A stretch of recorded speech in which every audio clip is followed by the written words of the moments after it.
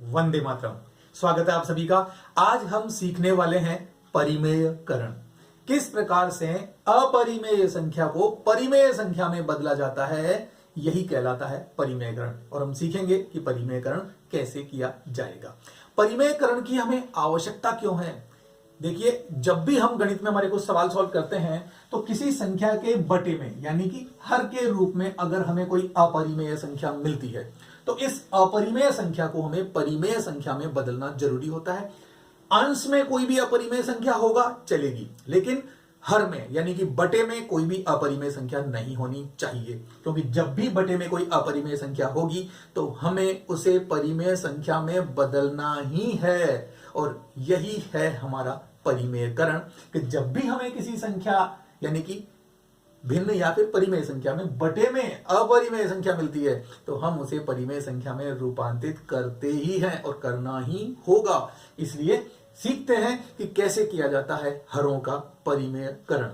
चलिए, एग्जाम्पल हमने ऑटोमेटिक ले ही लिया है अपने आप ही समझने के दौरान, तो इस एग्जाम्पल को सॉल्व करते हैं और सीखते हैं कि कैसे किया जाएगा हरों का परिमेयकरण। ऐसे ही नहीं, संख्याएं जटिल भी आएंगी लेकिन उनका भी हम आसानी से करेंगे। लेते हैं 2-3 एग्जाम्पल में और सीखते हैं हरों का परिमेयकरण। इस पहले सवाल में हम देखते हैं कि 1/√3 लिखा हुआ है। इस 1/√3 को यानी इस प्रकार से अगर आपको बटे में एक ही संख्या मिलती है रूट में, √3, √5, √7, √11, √15 कुछ भी हो, तो इस संख्या का परिमेयकरण कैसे किया जाएगा? कुछ नहीं करना है, सिंपली आपको गुणा करना है। कैसे? देखिए, ये मैं बराबर का चिन्ह लगाता हूं और लिखता हूं 1/√3 और इसे गुणा करता हूं √3/√3 से। आपने देखा भी था, हमने ये काम किया था। देखिए, ये गुणा मैं क्यों कर सकता हूं? क्योंकि आप जानते हैं हर संख्या के गुणा में 1 होता है कि नहीं होता है? होता है। तो वो 1/√3 के गुणा में भी है। और अगर मैं √3/√3 को सोल्व करता हूं तो मुझे क्या मिलेगा? √3 से √3 कटेगा, 1 ही मिलेगा। यानी मैं 1 की जगह √3/√3 लिख सकता हूं। इस √3/√3 का मतलब क्या हुआ? 1, और 1 हर संख्या के गुणा में होता है। तो ऐसा काम हम कभी भी कर सकते हैं। ठीक है, तो अब हम चलते हैं आगे और देखते हैं क्या करते हैं। जब ये काम कर लेते हैं तो फिर क्या होगा? आपको सिंपली गुणा करना है। इससे इसको कट मत कीजिएगा कि मैंने √3 से √3 काट दिया, 1/√3 बच गया।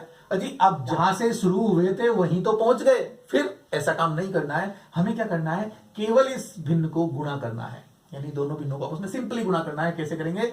√3 को 1 से गुणा करेंगे तो हमें √3 मिलेगा और √3 इंटू √3 क्या होगा? यानी ये दोनों गुणा हो जाएंगे। कैसे? आप चाहे तो मैं एक बार यहां लिख सकता हूं √3 इंटू √3।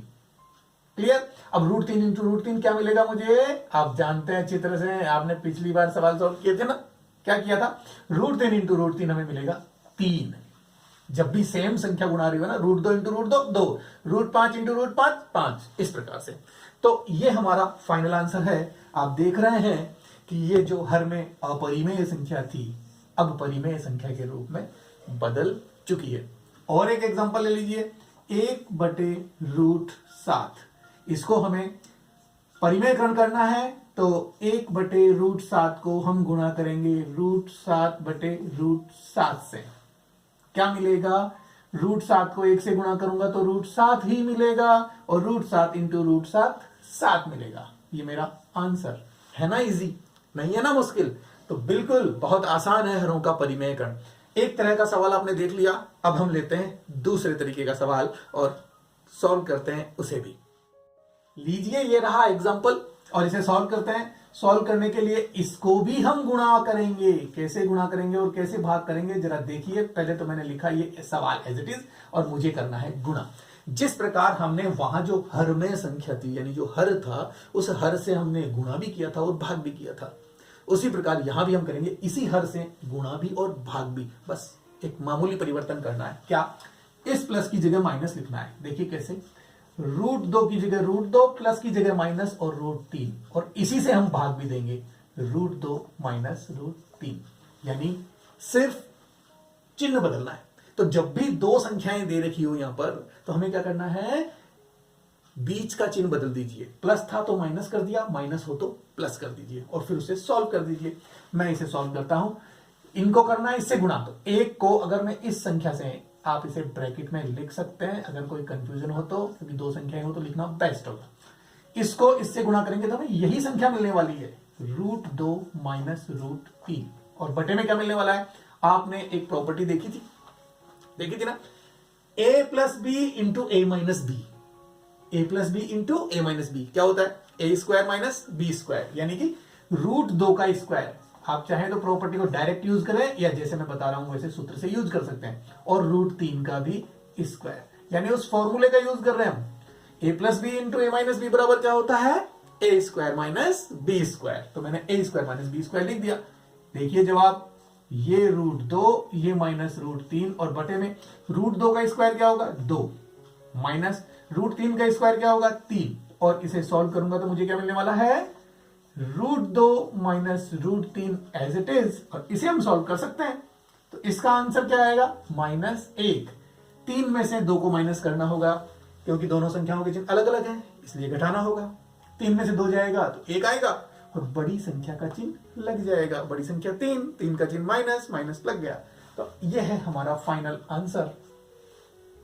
इसे हम ऐसे भी लिख सकते हैं, कैसे, माइनस होने की वजह से मैं इन्हें बदल के लिख देता हूं, यानी इनमें माइनस कॉमन ले लेता हूं। तो माइनस कॉमन आएगा तो क्या होगा, √3 तो हो जाएगा प्लस का और 2 हो जाएगा माइनस का। और बटे में -1 है, माइनस से माइनस कैंसिल, 1 को लिखने की आवश्यकता नहीं होती। तो इसलिए मुझे क्या मिला, √3 माइनस √2। देखिए आंसर ये भी सही है और आंसर ये भी सही है, लेकिन आपको मैथमेटिक्स में इतनी कैलकुलेशन आनी चाहिए। यानी थोड़ा बहुत जो परिवर्तन इसकी वजह से हो रहा है, रूप बदल रहा है, तो रूप बदलना आपके समझ में आना चाहिए कि ऐसा भी हो सकता है। तो क्लियर, ये हो गया हमारे हर का परिमेयकरण, क्योंकि इसके हर में क्या है, परिमेय संख्या है और यहां भी हमें परिमेय संख्या मिल चुकी थी, इसलिए ये भी आंसर है, ये भी आंसर है। रूप बदलकर आंसर मिल सकता है। ठीक है, अब हम लेते हैं एक और एग्जाम्पल जिसमें हम इसे और ढंग से समझ पाएंगे कि ऐसी समस्या आपके सामने आए तो आप उसको कैसे सॉल्व करेंगे। लीजिए सॉल्व करते हैं एक और एग्जांपल।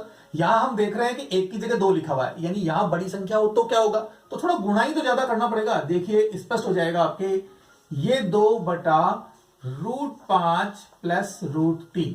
कैसे सॉल्व करेंगे, इसको भी हम गुणा करेंगे। कैसे, वैसे ही इस संख्या को एज इट इज लेते हुए चिन्ह बदलकर माइनस कर देंगे प्लस की जगह। अगर आप चाहें तो हम यहां माइनस करके देखें इस बार, क्योंकि पिछली बार हमने प्लस लिया था। लीजिए मैं सवाल को चेंज कर देता हूं, ठीक है। तो यहां माइनस है तो हम यहां प्लस लिखेंगे, यानी कि √5 प्लस √3, संख्या वही और चिन्ह बदल गया। ये लीजिए, जो यहां वो यहां। अब हम क्या देखेंगे कि इनको करना है हमें गुणा, ऊपर वाले को ऊपर वाले से, नीचे वाले को नीचे वाले से। आपको पता है इसे ब्रैकेट के रूप में लिख सकते हैं ताकि कोई गलती ना हो। तो 2 से इसे गुणा कीजिए, तो 2 से इसे गुणा करूंगा तो 2 ब्रैकेट √5 प्लस √3 और बटे में a minus B, A plus B, A square minus B square होगा कि नहीं होगा, √5 का स्क्वायर माइनस √3 का स्क्वायर। और इसको अगर मैं सॉल्व करूं तो क्या मिलने वाला है, 2 ब्रैकेट √5 प्लस √3 और बटे में √5 का स्क्वायर क्या होगा 5 माइनस √3 का स्क्वायर क्या होगा 3। अब आप फिर से सॉल्व कीजिए, 2 ब्रैकेट √5 प्लस √3 और बटे में क्या मिलने वाला है 2। ये क्या देख रहे हैं, 2 से 2 कैंसिल और जवाब क्या आया, √5 प्लस √3 हमारा आंसर। आप देख रहे हैं कि हर में 1 मिला जिसे हमें लिखने की कोई आवश्यकता नहीं है। तो यहां जो हर में अपरिमेय संख्या थी वो अब परिमेय संख्या में बदल गई है। तो देखा आपने, कोई फर्क नहीं पड़ा। ऊपर अगर कोई संख्या आती है तो या तो वो कट जाएगी और नहीं कटेगी तो एज इट इज रह जाएगी भाई ऊपर। यहां अगर कुछ और होता, मान लीजिए यहां 7√5 प्लस √3 होता तो कोई बात नहीं, बटे में 2 आके रह जाता एज इट इज, ये हमारा आंसर होता। हर तो परिमेय बदल ही गया ना, तो ये हो गया परिमेयकरण कंप्लीट। तो जब भी कोई ऊपर ऐसी संख्या आ जाए या ऐसी संख्या बचे तो घबराने की आवश्यकता नहीं है, सीधा सा वही हमारा आंसर होगा। बस सरलतम जो रूप होता है वो हमारा आंसर होता है, इसलिए हम इसे सरलतम रूप में लिख देते हैं। क्लियर। अब लेते हैं एक और एग्जांपल जिसमें यहां रूट ना हो तो कैसे होगा, देखिए लीजिए। अब हम इसे सॉल्व करते हैं। क्या देख रहे हैं, यहां रूट की संख्या नहीं है ना, हाँ बिल्कुल नहीं है। और बाकी वैसा का वैसा सवाल है तो सोल्व भी हम इसको बिल्कुल वैसे ही करेंगे, कोई टेंशन लेने की आवश्यकता नहीं है, बहुत आसानी से ये सवाल सॉल्व होने वाला है। ये लीजिए, ये तो हमने लिखी संख्या। अब आपको पता है हर का परिमेयकरण करने के लिए हमें क्या करना होगा, गुणा करना होगा। किससे? संख्या, यही चिन्ह बदलना है। तो √3 - 2 बटे फिर इसी संख्या से भाग भी देना है, √3 - 2। क्लियर? लीजिए, अब हम करते हैं इनको गुणा। इसको इससे गुणा करना है और इसको इससे गुणा करना है। गुणा के रूप में पहले केवल लिख देता हूं, गुणा करता नहीं हूं, क्योंकि आवश्यकता हो तो हम करेंगे, क्या पता कट जाए। अब इन दोनों को गुणा करेंगे तो भाई a + b × a - b, यानी a² - b²। सॉल्व कीजिए, ये 5 है, √3 - 2 है, बटे में √3 का स्क्वायर क्या होगा, 3, और 2 का स्क्वायर क्या होगा, 4, माइनस आएगा ही आएगा। ये लीजिए, ये 5 है, ये √3 - 2 को एज इट इज रहने दीजिए, और ये क्या मिलेगा मुझे, 3 - 4 माइनस का 1। आप चाहें तो माइनस को ऊपर भी लगा सकते हैं, आप चाहें तो इस माइनस को हटाने के लिए इनके चिन्ह बदलकर लिख सकते हैं। कैसे? ऐसे, 5 ब्रैकेट में 2 को पहले लिख दूं और 3 को माइनस लिख दूं। क्या देख रहे हैं आप, 2 का और 3 का चिन्ह बदल गया ना। 3 जो प्लस का था वो माइनस का हो गया, 2 जो माइनस का था वो प्लस का हो गया, यानी कि माइनस बाहर आ गया। तो इस माइनस से ये माइनस कैंसिल हो गया, तो बटे में 1, और इसे हम सीधे से लिख सकते हैं 5 2 - √3। ये हमारा फाइनल आंसर, यानी हम पता लगाने की आवश्यकता नहीं है। क्लियर? तो इस तरह से हम किसी भी हर का, जो कि अपरिमेय संख्या है, परिमेयकरण कर सकते हैं। तो हरों को कैसे परिमेय संख्या में बदला जाता है आपके समझ में आ गया होगा, और ऐसी ही संख्याएं मिलती है। और सबसे सरल बात तो यह है कि हर बार सेम प्रोसेस है, हर बार नीचे यही फॉर्मूला बनेगा, a² - b², और आपको इसी प्रकार से दोनों तरफ स्क्वायर लगा के लिखना है और उसे सॉल्व करना है सिंपली, और कुछ भी नहीं है, बहुत आसान है। और एग्जाम में यह प्रश्न जरूर पूछा जाता है, तो इसे ढंग से सीख लीजिए, क्योंकि ये आपके आने वाला है बहुत काम। कौन सी क्लासों में? आगे आने वाली क्लासों में। ओके बाय, मिलते हैं नेक्स्ट वीडियो में।